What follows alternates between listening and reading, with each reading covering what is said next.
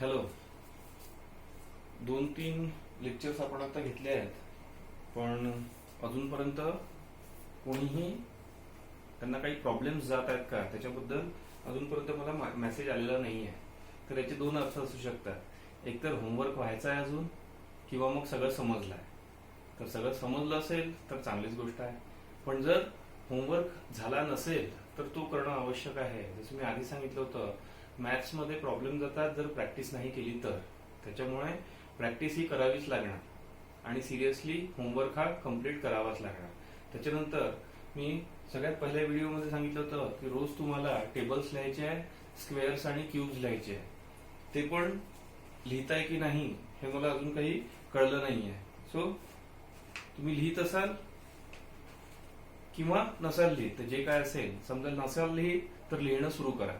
आज आता आपण नेक्स्ट टॉपिक बघणार आहे, जो आहे खूप सोपा पण तेवढाच कन्फ्युजिंग आहे. आता कन्फ्युजिंग आहे म्हटल्यावर घाबरण्याचं कारण नाही आहे.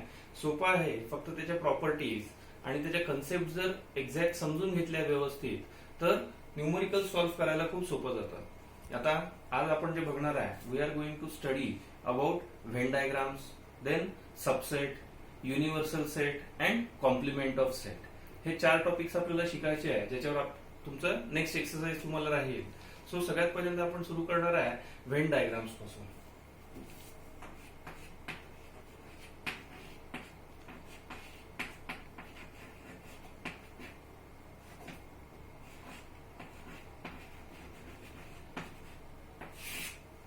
जसं आपण 1-2 लेक्चर्स आधी बघितलं होतं, there are 3 methods by which we can represent a set. त्याच्यातल्या 2 मेथड्स ज्या आहेत त्या आपण आधी शिकलेलो आहे, दॅट इज लिस्टिंग मेथड आणि रूल मेथड. तेव्हाच मी तुम्हाला सांगितलं होतं व्हेन डायग्राम ही one of the method of representing any set.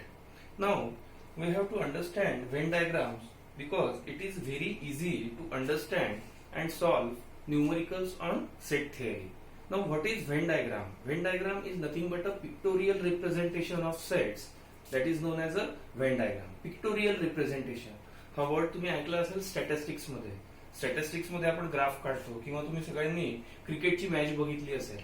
क्रिकेटच्या मॅच मध्ये स्क्रीनवर आपल्याला प्रत्येक ओव्हर्स मध्ये किती रन्स काढले आहेत पर्टिक्युलर टीमनी ते दिसतं. तर ती जर लिस्ट दिली असेल तर ते अॅनालाइज करायला आपल्याला वेळ लागतो, पण पिक्टोरियल फॉर्म मध्ये जर ते रिप्रेझेंट केलं असेल तर ते समजायला आपल्याला सोपं जातं. सो आता हा जो मॅथमॅटिशियन होता, किंवा आपण त्याला सायंटिस्ट म्हणू, मॅथमॅटिशियन जो होता जॉन व्हेन, त्यांनी पहिल्यांदा पिक्टोरियल रिप्रेझेंटेशन सुरू केलं सेट्सचं. म्हणून या डायग्राम्सला त्याचंच नाव देण्यात आलं आणि they are known as Venn diagrams. Now what is the use of these Venn diagrams? So it helps us to represent and visualize sets in easier way. Sets ला व्हिज्युअलाइज करणं किंवा वेगवेगळे जे सेट्स दिले आहेत त्यांच्यामध्ये रिलेशनशिप काय आहे हे समजण्यासाठी आपण व्हेन डायग्रामचा उपयोग सहज सोप्या रीतीने करू शकतो. So it is very easier way to represent a set. आता याच्यामध्ये कशा प्रकारे आपण रिप्रेझेंट करू शकतो तर ते आपल्याला बघायचं आहे. Simple closed figures are use to represent a set. आधीच्या 2 मेथड मध्ये आपण बघितलं होतं, जे एलिमेंट्स आहे किंवा मेंबर्स आहेत त्या सेटचे ते कर्ली ब्रॅकेट्स मध्ये लिहिले जातात, पण व्हेन डायग्राम्स मध्ये सिंपल क्लोज्ड फिगर्सचा यूज केला जातो. आता सिंपल क्लोज्ड फिगर म्हणजे काय हे तुम्ही ऑलरेडी प्रिव्हियस क्लासेस मध्ये शिकलेले आहात. जसं ट्रायंगल झालं, सर्कल झालं, हेक्झॅगॉन, पेंटॅगॉन, रेक्टँगल, हे सगळे सिंपल क्लोज्ड फिगर झाले आहेत. तर जसं आपण जे एक्झाम्पल आधी बरेच वेळा घेतलेलं आहे, that is a set of all the vowels in English alphabet.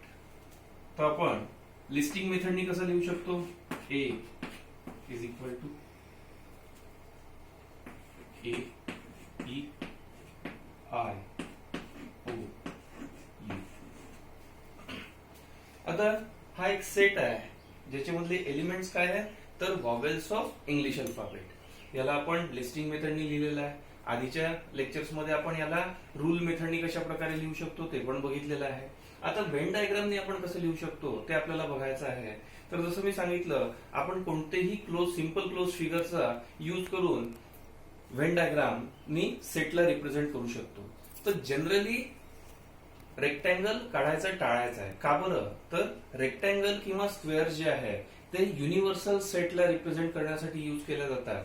याचा अर्थ कोणत्याही दुसऱ्या सेटला आपण रेक्टँगल नाही वापरू शकत का? वापरू शकतो, पण तुमचं कन्फ्युजन व्हायला नको त्याच्यासाठी म्हणून एक सजेशन आहे की जनरली आपण जेव्हा सेट लिहितो आहे तो जर युनिव्हर्सल सेट नसेल, आता युनिव्हर्सल सेट म्हणजे काय हे आपण शिकणार आहे थोड्या वेळात. युनिव्हर्सल सेट नसेल तर त्याला रेक्टँगल सोडून दुसरे कोणतेही सिंपल क्लोज फिगर्स तुम्ही यूज करू शकता.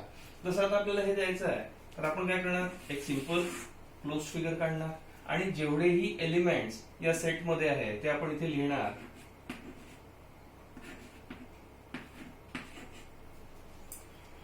आणि याला नाव देणार ए. सो अशा प्रकारे आपण सेटला व्हेन डायग्राम किंवा पिक्टोरियल रिप्रेझेंटेशन हे अशा प्रकारे करू शकतो. आय होप तुम्हाला हे लक्षात येत आहे. अजून एखादं एक्झाम्पल घेऊ म्हणजे अजून लक्षात येईल. जसं आपल्याजवळ एखादा सेट आहे, सेट बी.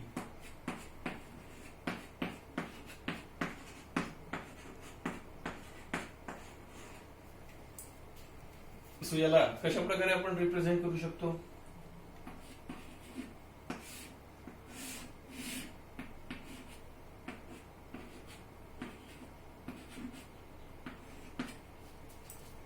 एक सिंपल क्लोज फिगर काढले, त्याच्यामध्ये सगळे एलिमेंट्स लिहिले आणि त्याच्या बाजूला त्या सेटचं नाव लिहितो आपण.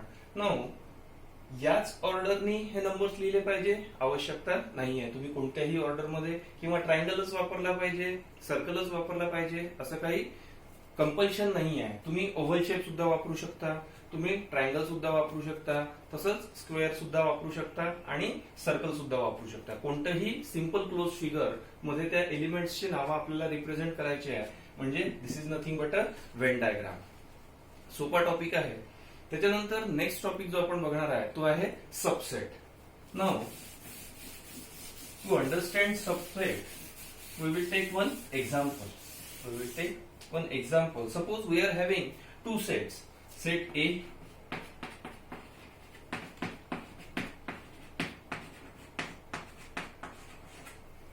and set B.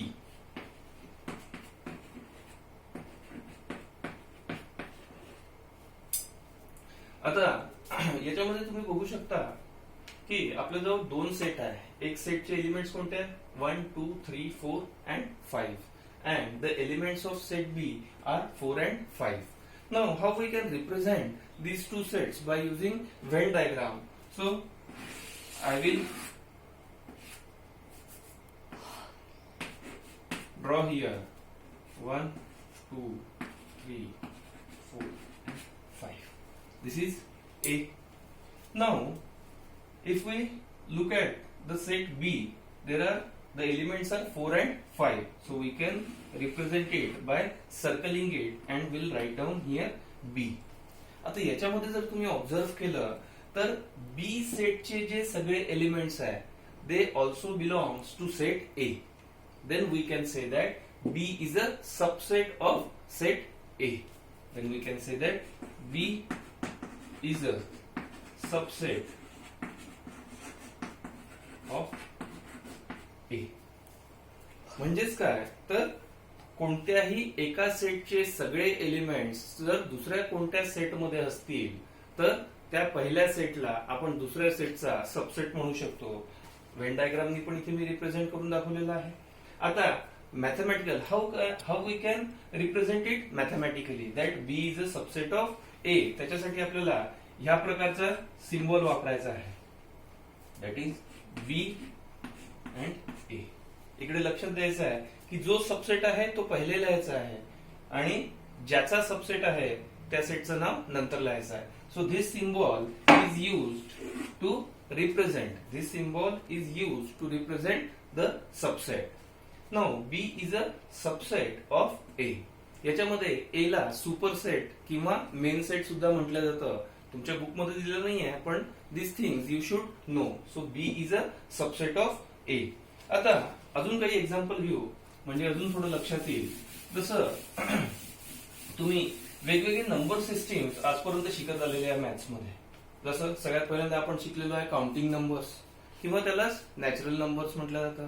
नंतर होल नंबर्स, इंटिजर्स. सो हे सगळे जर लिहायचं झालं तर आपण काय लिहू शकतो याच्यामध्ये? सगळ्यात पहिल्यांदा natural numbers n is equals to 1 2 3 4 and so on. Then whole numbers. Natural numbers मध्ये जर आपण 0 ऍड केला तर काय होतं? होल नंबर्स तयार होतात. 0 1 2 3 and so on. Then integers.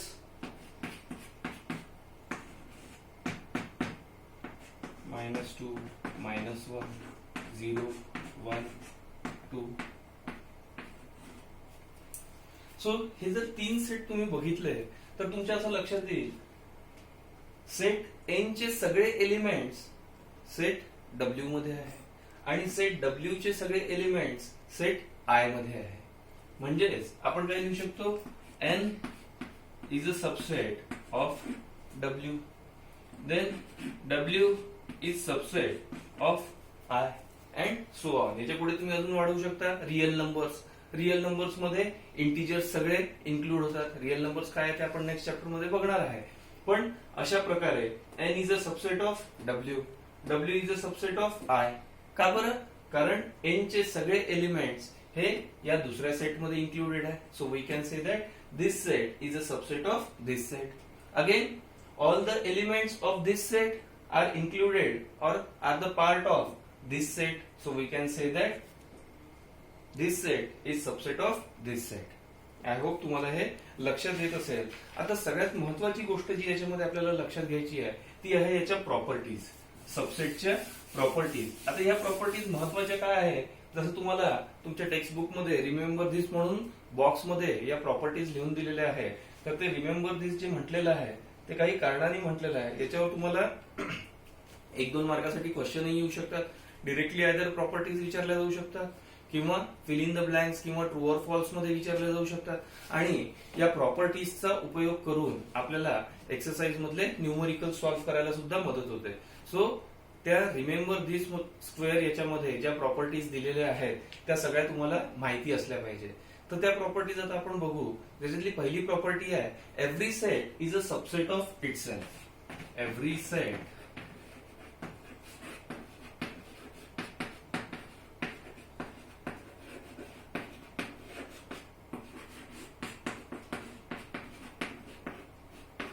Every set is a subset of itself. म्हणजे काय? किंवा यालाच आपण मॅथमॅटिकली कसं रिप्रेझेंट करू शकतो? कोणताही एखादा जर सेट घेतला आपण बी इज अ सबसेट ऑफ बी. आता काय हे एक्झाम्पल द्वारे समजू आपण. सपोज आपल्याजवळ एक सेट आहे बी 1 2 3. सो आता बी सेटचे सगळे एलिमेंट्स या सेट मध्ये आहेतच. म्हणजे आपण काय म्हणू शकतो? B is a subset of B. So पहिली प्रॉपर्टी आहे every set is a subset of itself. त्याच्यानंतर दुसरी जी प्रॉपर्टी आहे किंवा दुसरा जो रूल म्हणू शकतो आपण, प्रॉपर्टी म्हणू शकतो, दुसरी जी प्रॉपर्टी आहे ती आहे empty set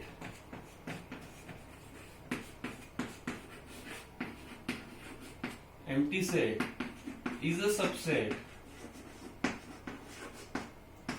of every set. Empty set is a subset of every set. याचा अर्थ काय? सपोज आपल्याजवळ एक सेट आहे ए आणि याच्यामध्ये याच्या काही व्हॅल्यूज आहेत.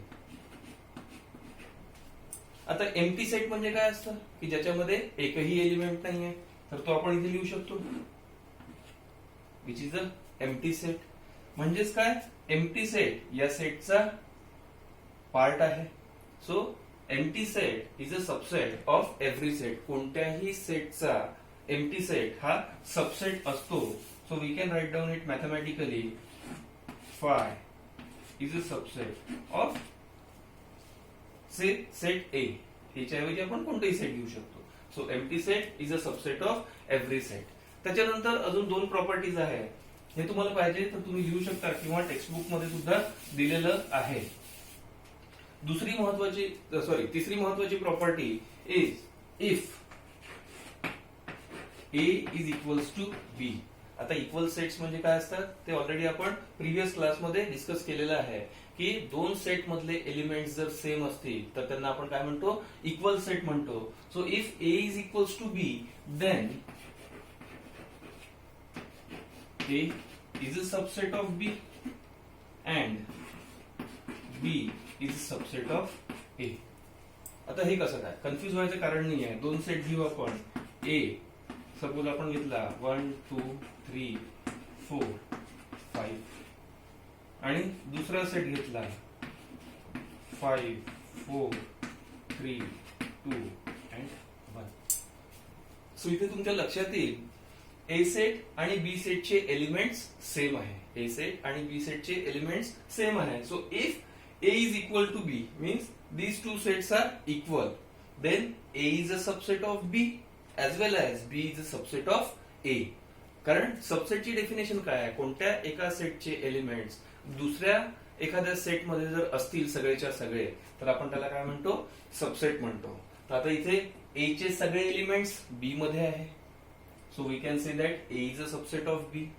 लाइकवाइज B चे सगळे एलिमेंट्स A मध्ये पण आहे. So again we can say that B is a subset of A.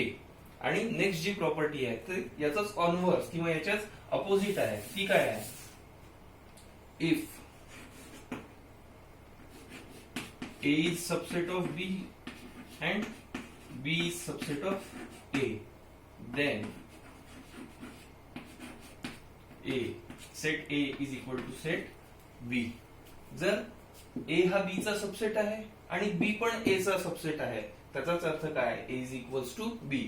याच्या वरच्या प्रॉपर्टीचाच इन्व्हर्स आहे, त्याच्याच अपोजिट आहे. पहिली प्रॉपर्टी आपण बघितली A is equals to B, then A is subset of B and B is subset of A. त्याच्यानंतर त्याच्या opposite property if A is subset of B and B is subset of A, then A will be equal to B. These properties are very useful when you will solve your exercise. So remember these properties. Now next topic that we are going to study is a universal set. किंवा सबसेटचं अजून एखादं example तुम्हाला जर घ्यायचं असेल तर जसं if you will consider about your school. So every standard that is first standard, second standard, third standard are the part of your school. ते तुमच्या स्कूलचाच एक पार्ट आहे. सो ते काय होतील, त्याचे सबसेट्स होतील. स्कूल काय झाला, हा एक मोठा सेट झाला आणि त्याचेच पार्ट्स काय झाले, तुमचं standard 9, standard 10, 8, 7 these are parts of your school. So that is nothing but a subset. Now we are going to study about universal set. आता युनिव्हर्सल सेट म्हणजे काय आहे, a set that contains all the elements under consideration. A set that contains all the elements under consideration is nothing but a universal set.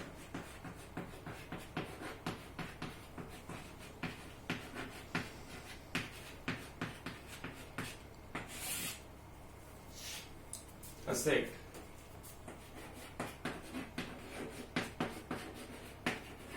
that contains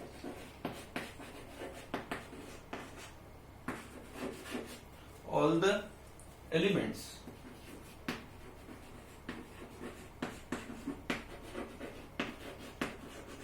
under consideration.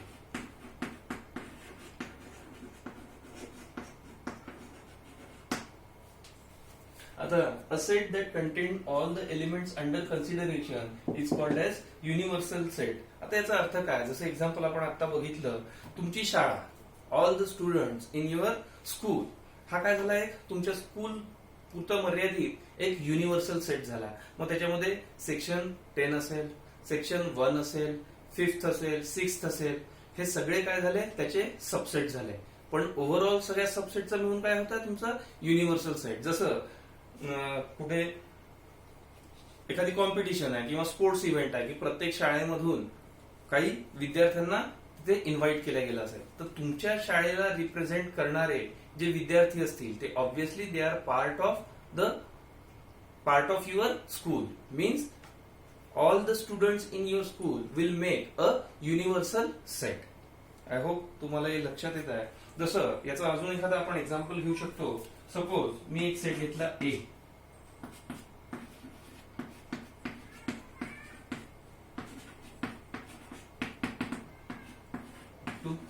आता एक गोष्ट लक्षात ठेवायची आहे, युनिव्हर्सल सेट जो आहे तो यू ने रिप्रेझेंट केला जातो. युनिव्हर्सल सेट जो आहे तो कॅपिटल यू ने रिप्रेझेंट केला जातो. आता 1 to 10 या न्यूमरिकल पुरतं किंवा या सेट पुरतं मर्यादित, these are all the elements under consideration. So this will be known as a universal set.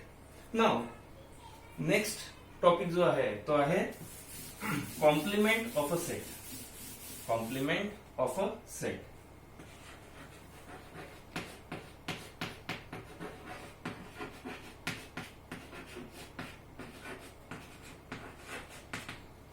Complement of a set. आता याचं समजा जर एखादं एक्झाम्पल घ्यायचं झालं, सपोज ड्रॉइंग कॉम्पिटिशन आहे आणि तुम्हाला माहित आहे तुमच्याजवळ क्रेयॉन्स किंवा स्केच पेन्सचा एक सेट असतो. त्याच्यामध्ये काय 10, 12, 15 वगैरे काय असतात, स्केच पेन्स असतील किंवा क्रेयॉन्स असतील. पण तुम्हाला त्या ड्रॉइंग कॉम्पिटिशन साठी सांगितलं आहे की फक्त रेड, ब्ल्यू आणि ब्लॅक या 3 कलरचेच क्रेयॉन्स यूज करायचे. रेड, ब्ल्यू आणि ब्लॅक.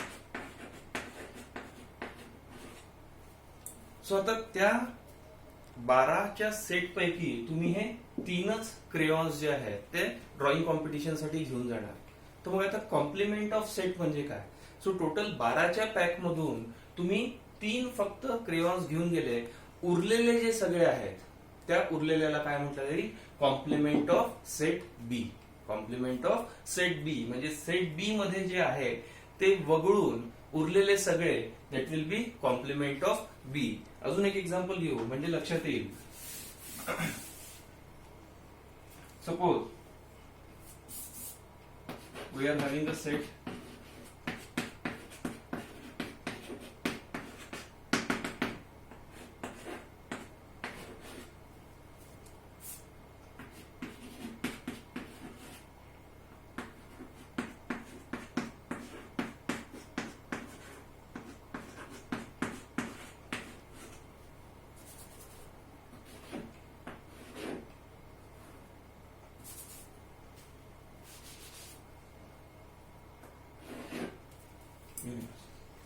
आता याच्यामध्ये आपल्याला युनिव्हर्सल सेट दिलेला आहे आणि एक सेट बी दिलेला आहे. And we have to find out complement of set B. आता बी चा कॉम्प्लिमेंट आपल्याला काढायचा आहे. आता कॉम्प्लिमेंट कशा प्रकारे रिप्रेझेंट केलं जातं, तर याच्यावरती अशी डॅश दिली जाते किंवा सी असं लिहिलं जातं. आयदर बी डॅश और बी आणि इथे वरती सी लिहिलं जातं. सो कॉम्प्लिमेंट जो आहे तो अशा प्रकारे आपण रिप्रेझेंट करू शकतो. तर आपल्याला कॉम्प्लिमेंट ऑफ बी जर काढायचा आहे, कॉम्प्लिमेंट ऑफ बी जर काढायचा आहे तर मी काय सांगितलं की बी सेट मध्ये जे एलिमेंट्स आहे ते सोडून उरलेले जे आहे युनिव्हर्सल सेट मध्ये ते सगळे काय येतील, कॉम्प्लिमेंट ऑफ बी. जसं 4 to 10 हे सगळेच्या सगळे ऑलरेडी बी मध्ये आहे. मग उरलेले जे आहे that will be complement of B. So B dash will be equal to 1, 2 and 3.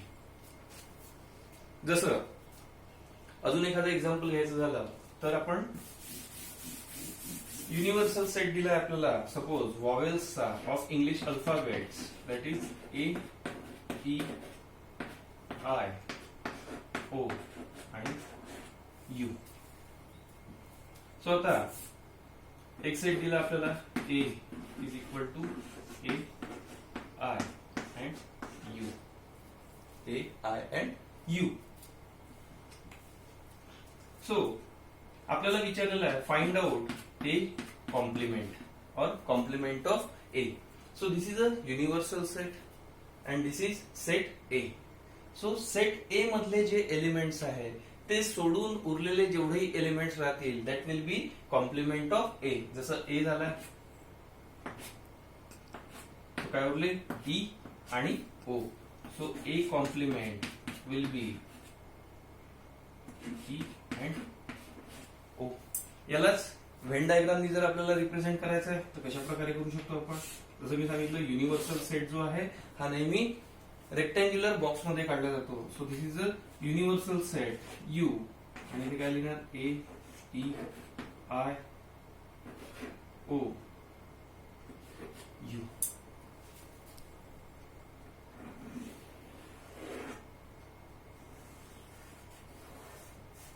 याला आपण रिअरेंज करून घेऊ म्हणजे आपल्याला मार्क करायला सोपं जाईल.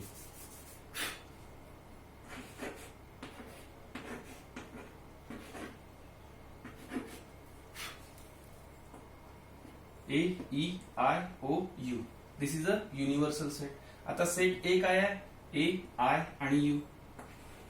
हा सेट अशा प्रकारे रिप्रेझेंट केला आपण. याच्या बाजूला नाव दिलं ए. आता आपल्याला A complement A dash find out करायचा आहे. सो युनिव्हर्सल सेट मध्ये सेट ए व्यतिरिक्त उरलेले जेवढ्याही एंट्रीज आहे, जेवढेही एलिमेंट्स आहे, that will be come under complement of A. So complement of A will be E and O. I hope तुम्हाला हे लक्षात आलेलं आहे. आता याच्यावरचे काही एक्झाम्पल जे तुमच्या बुक